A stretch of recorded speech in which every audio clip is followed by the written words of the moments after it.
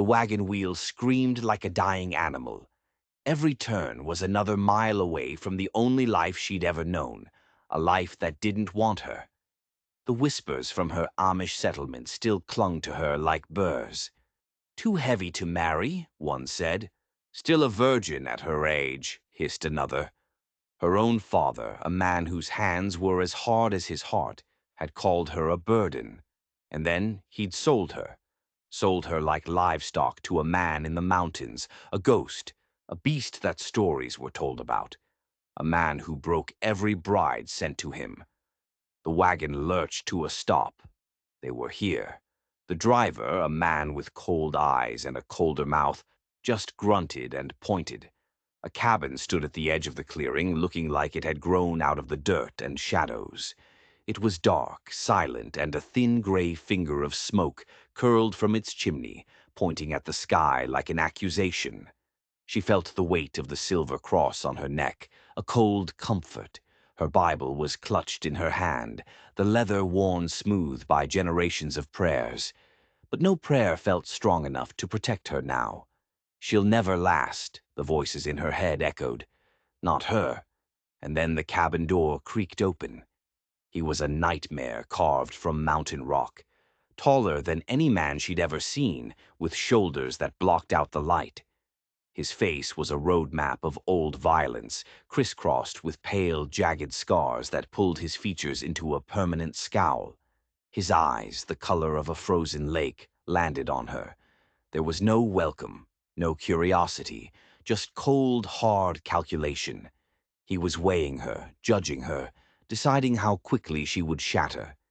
He didn't speak, not a single word. He stalked down from the porch, his boots making no sound in the dirt. He took her small trunk from the wagon driver, lifting it as if it were filled with air. The driver tipped his hat, not to her, but to the mountain man, a gesture of fear, not respect. And then he was gone, the squeal of the wagon wheels fading, leaving her utterly alone with the monster. His gaze dropped from her face to the cross at her neck. For a moment his lip curled, then his voice came, rough and low, like rocks grinding together. "Cabin's warm. You'll keep the fire." That was it. He turned and went inside, the door groaning shut behind him, leaving her in the chilling mountain air. She stood frozen, a statue of dread. "Run," a part of her screamed. "Run back down the path and take your chances with the wolves." But another part of her, the part that had endured a lifetime of shame, refused to break so easily. She took a breath, and she walked toward the door. She didn't know it then, but she wasn't just walking into a cabin. She was walking into a mystery darker than the forest around them, and the silence she feared was hiding a secret that was screaming to be heard. The silence inside was a living thing. It was thick, heavy, pressing in on her from all sides. He sat in a high-backed chair by the fire, sharpening a hunting knife, the scrape of steel on stone the only sound in the world. He didn't look at her. He didn't acknowledge her. It was as if she were a ghost. She found a small, rough cot in the corner, her trunk placed at its foot. This was her world now.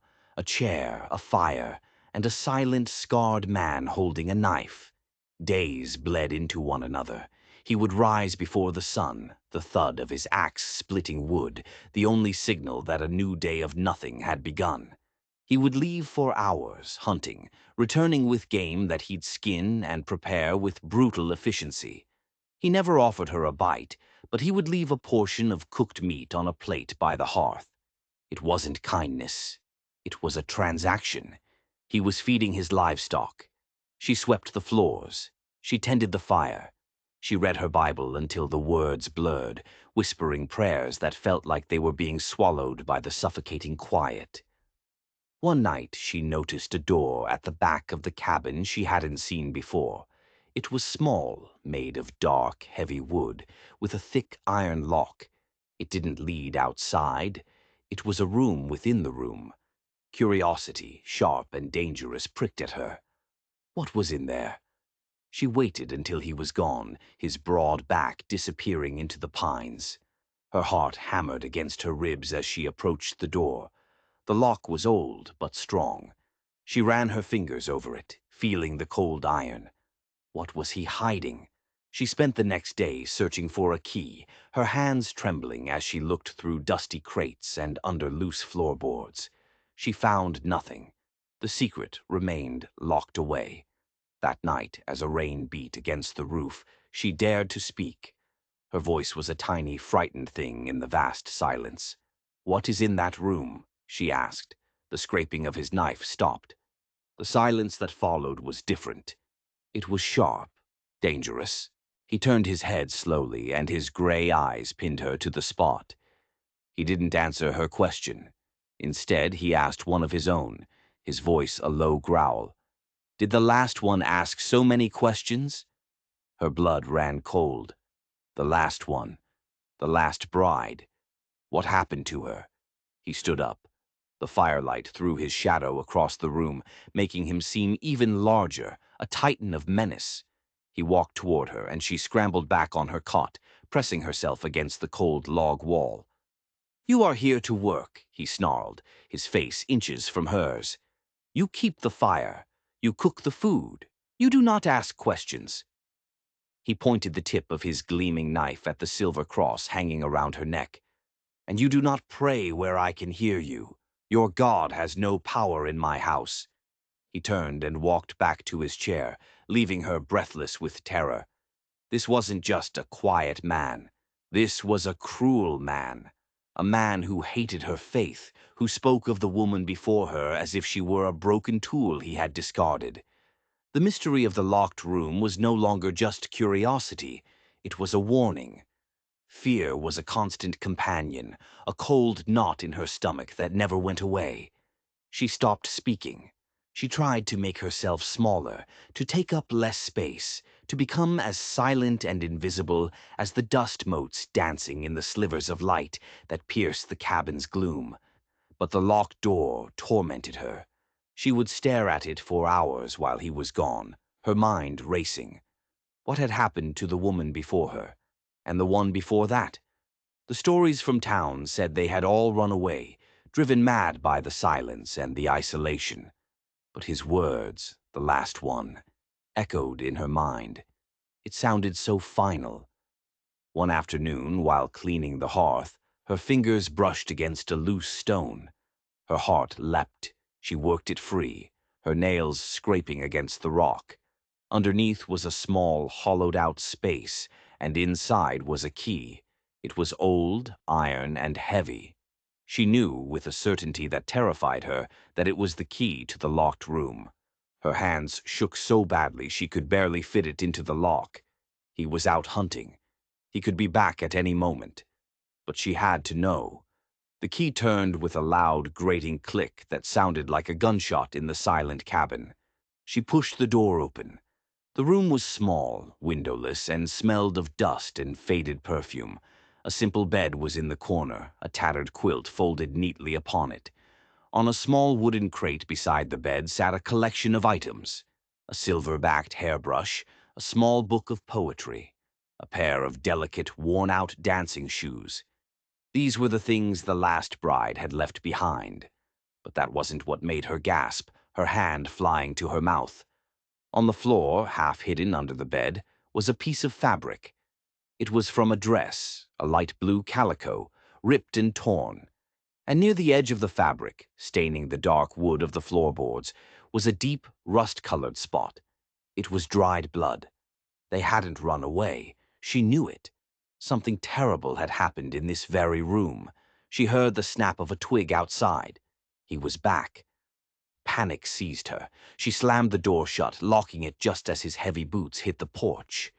She shoved the key back under the hearthstone, her movements frantic. She was on her hands and knees, pretending to scrub the floor, when he walked in. He stopped just inside the doorway, his eyes narrowed. He sniffed the air like a wolf testing the wind. Did he know? Could he smell her fear? He looked at the locked door. Then he looked at her. "The fire is low," was all he said, his voice flat and cold. But she saw something in his eyes, a flicker of suspicion. He knew she had been near his secret, and now she wasn't just a servant in his house. She was a witness.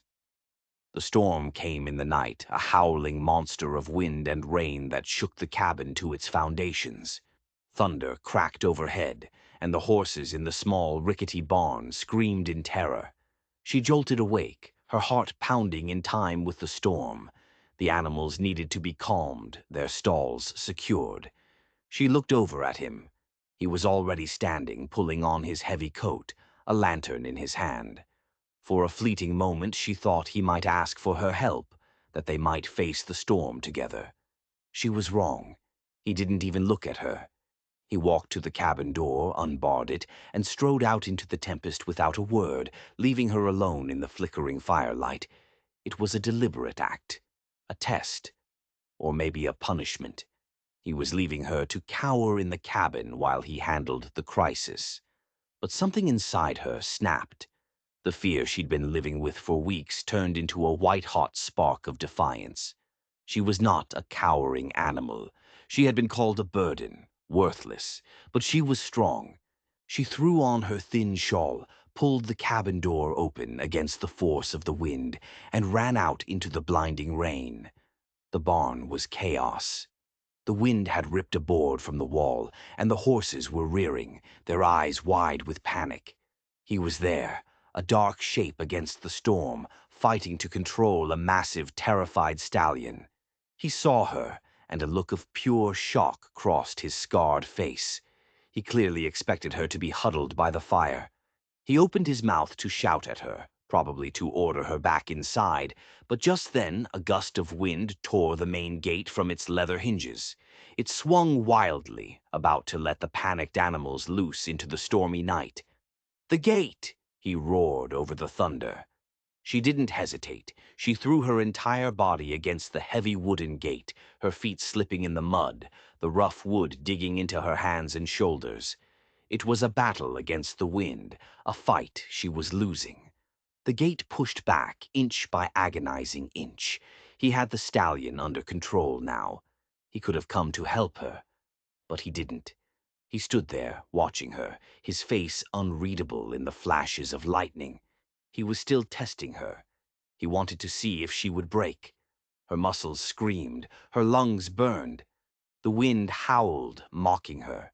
But she thought of the bloodstain on the floor. She thought of his cold, cruel eyes. She thought of the whispers that had haunted her entire life. And she pushed. With a final, desperate sob of effort, she forced the gate shut and dropped the heavy iron bar into place. It was done. She collapsed against the wall, soaked, shivering, and exhausted, but not broken. The barn was secure. The animals were calming. He walked over to her, the lantern light casting dancing shadows on his face. The rain dripped from his hair, tracing the lines of his scars. He looked down at her, and the coldness in his eyes was gone. In its place was something she had never seen before. It was a flicker of disbelief, a spark of respect. "The town," he said, his voice quiet but clear over the dying storm. "They told me you were soft, weak." He knelt down, his gaze intense. "They lied about you." He paused, and his next words hit her with the force of a physical blow.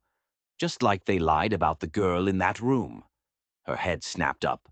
"She didn't run away," he said, his voice dropping to a low, dangerous whisper.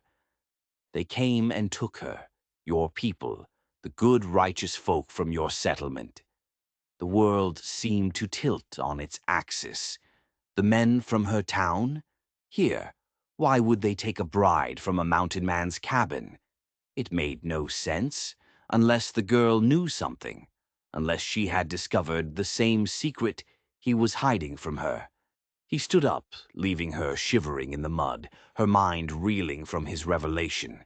He had just turned her entire world upside down. The villains weren't just in this cabin. They were in the town she had come from. And she was trapped in the middle. The days that followed were different. The silence was still there, but it had changed. It was no longer the silence of a captor and his prisoner.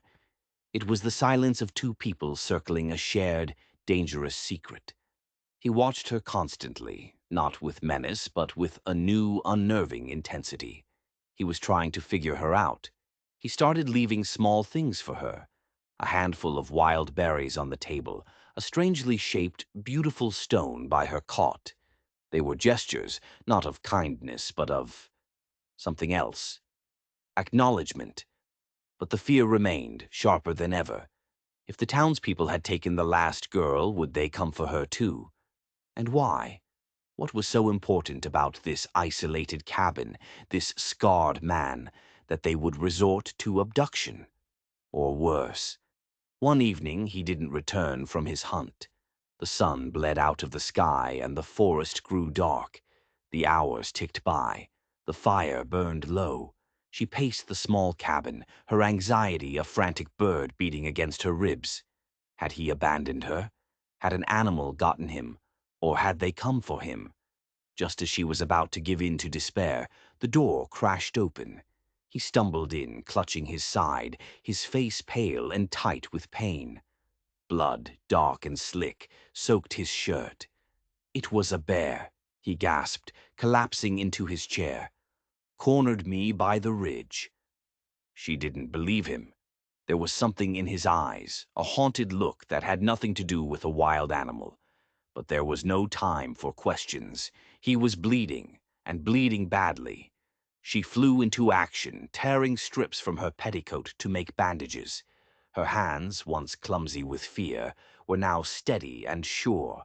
She cleaned the wound, a deep, vicious gash in his side. He gritted his teeth, his jaw clenched, but he let her work, his eyes never leaving her face. "You're not afraid of blood," he murmured, his voice hoarse with pain. "I'm not afraid of you," she whispered back, the truth of the words surprising even herself. As she tied the last bandage, her fingers brushed against the raised pale lines of the old scars on his face. They were smooth, long-healed, but they told a story of unimaginable pain. "Was it a bear that did this too?" she asked softly. He was quiet for a long moment. His breathing was shallow. He seemed to be drifting, weakened by blood loss. "No," he finally whispered, his eyes clouded with memory. "Not a bear." He closed his eyes and a single shuddering breath escaped his lips. "It was a fire." She stared at him, her heart thudding. A fire. Then he said a name that made the blood drain from her face, a name that connected all the terrible pieces of the puzzle. He whispered her father's name. The cabin felt like it was shrinking, the walls closing in.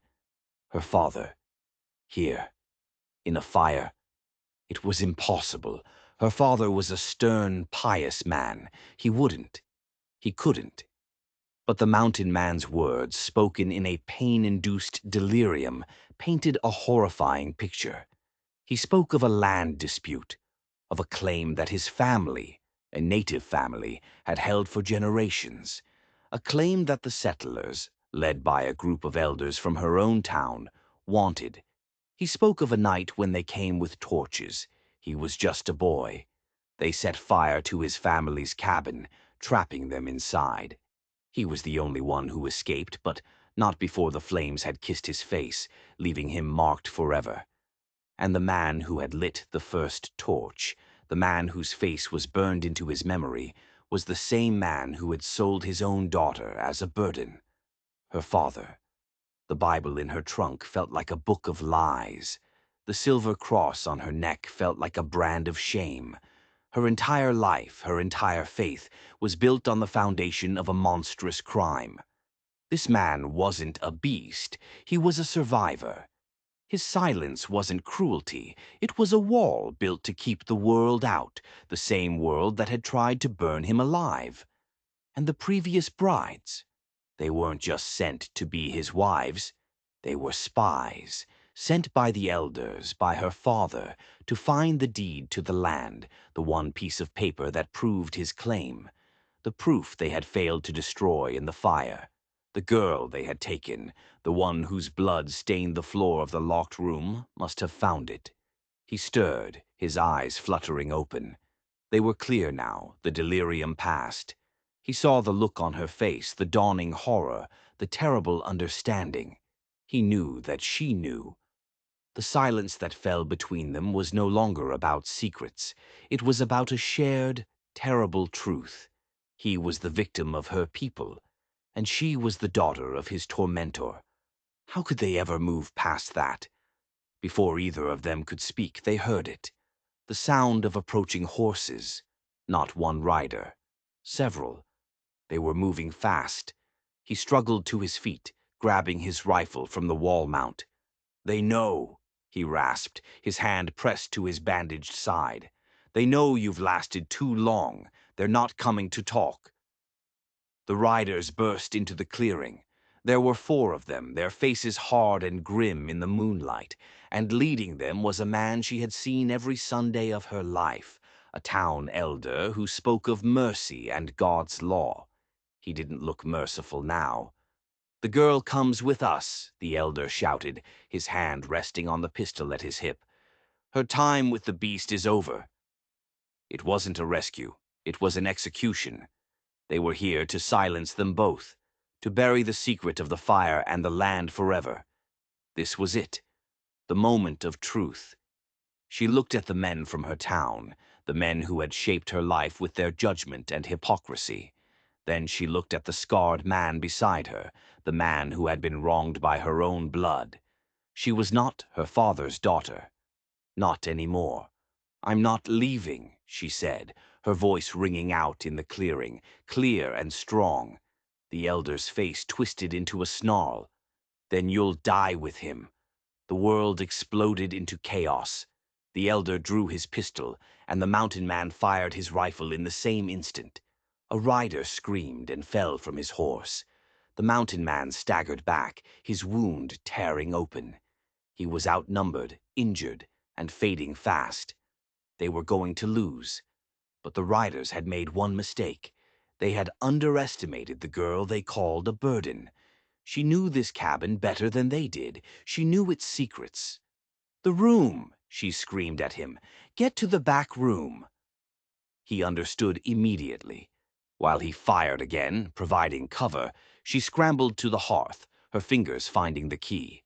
She unlocked the small dark room and shoved him inside. "There's a loose panel under the bed," he grunted, shoving a box of cartridges into her hand. "It leads to the root cellar. Bar the door from this side." She slammed the heavy door shut, just as a bullet splintered the wood where her head had been. She dropped the thick iron bar into its brackets, sealing him in, sealing him to safety. Now she was alone, trapped in the main cabin with 3 angry armed men trying to break the door down. She looked around frantically. The fire was dying, the room was dark, and she was unarmed. But she had something they didn't. She had a will that had been forged in shame and silence. The main door splintered, then burst open. The 3 men stormed in, their guns raised, their eyes scanning the dark room. "Where is he, girl?" the elder demanded, grabbing her by the arm, his fingers digging in like talons. She said nothing. She just stared at him, her eyes filled with a cold fury he had never seen before. And then, from behind them, a voice spoke, low and steady. "You're looking for me." They spun around. He was standing there, framed in the doorway of the back room, his rifle held steady. He hadn't gone into the cellar. He had waited. And now the hunters were the hunted. The fight was short and brutal. He was a force of nature, a mountain storm unleashed. When the smoke cleared, he was the only one left standing among the still bodies of the men who had come to erase him. He stood there, breathing heavily, bleeding from his side, but alive, victorious. She ran to him, tears streaming down her face, and threw her arms around him, not caring about the blood, not caring about anything except the steady beat of his heart against her ear. He held her tight, his hand stroking her hair. The long, silent war was finally over. In the elder's saddlebag they found it. The deed to the land, stolen from the last bride before they had silenced her. The proof. The seasons turned. The harsh winter of their past melted away, leaving a spring of quiet peace. They were two outcasts, two survivors, branded by the world as unworthy. But together they had found a home. The silence in the cabin was no longer heavy with secrets, but light with unspoken understanding, with shared glances, with the comfortable rhythm of two lives stitched together. One night he led her out into the clearing. The moon was full and bright, a perfect silver disk in the black sky. It washed the mountains in a soft, ethereal light. "Before you came," he said, his voice no longer rough but deep and resonant, "I used to dream of the moon. I dreamt a woman would come who was strong enough to stay in the darkness with me.